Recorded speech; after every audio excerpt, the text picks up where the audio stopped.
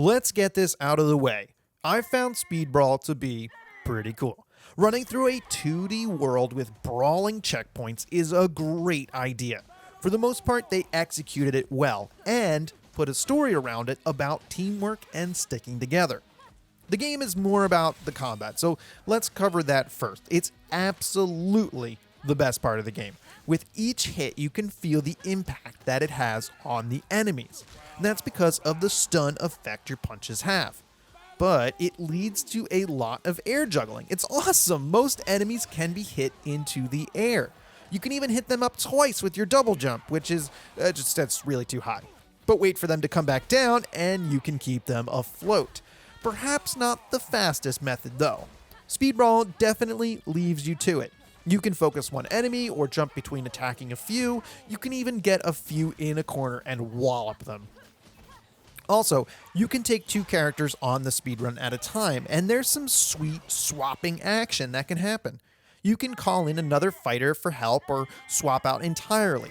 I can't tell if the fighter in waiting is recovering health while they wait, but having them swoop in to do their special move is fun. Keep in mind, they're not invincible, so you have to be careful, or else you can get into some real trouble when both characters are getting hit by the same attack. Oh, that's brutal. So, you start with two characters and your team grows as the story continues. Each of them has their own style, with unique special and ultimate attacks. Also, a skill tree where you can specialize them, although it's very limited. Most of the points go towards increasing health, stamina, or powering up your special attack.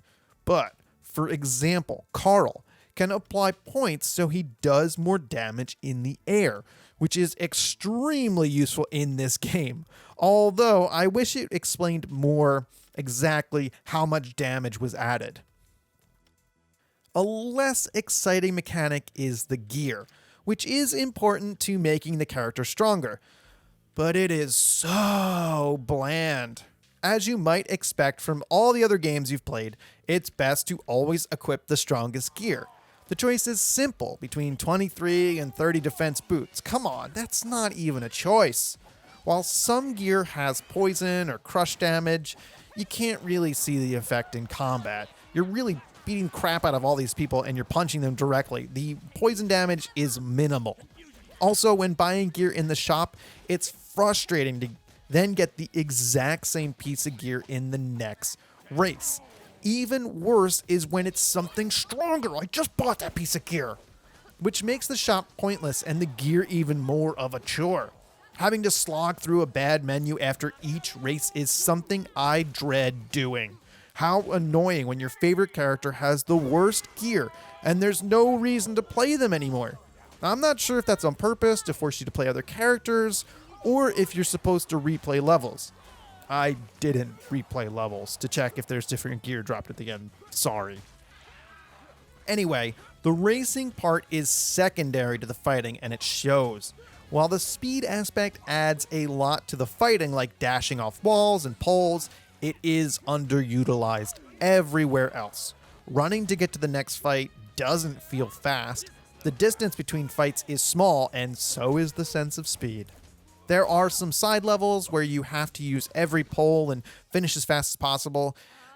These are a little better, but not great. By the end of the game, I was skipping them. So that's a couple of negatives about the game. The race idea still holds up. Races as a whole are made up of multiple legs, which you need to manage the brawler's health. They can be stressful as you're graded after each brawl based on how fast you defeated all the enemies. Then you're graded on each leg, and then you're graded on the race as a whole. Whew. The pressure to do better after a bad grade, to try and catch up by taking more risks, is great. However, I found it pretty easy to get at least a silver. The medal times are generous, but the online leaderboards are much more competitive. Side note, the game has an incredibly strange start where they put you in a speed brawl right away. It's very confusing, and it's before a tutorial. I believe you're invincible and the controls aren't hard to figure out, but it makes no sense and I'm still left wondering why it's in the game. That really should have been the tutorial. Overall, Speed Brawl is great and I liked it a lot. The game is really easy to pick up, which is good for me. There's no combos to memorize, it's as simple as beating enemies up quick. That could be a problem for some players expecting a deeper fighting experience. Still, with multiple characters, a ton of levels, and decent mechanics, I feel comfortable recommending this title.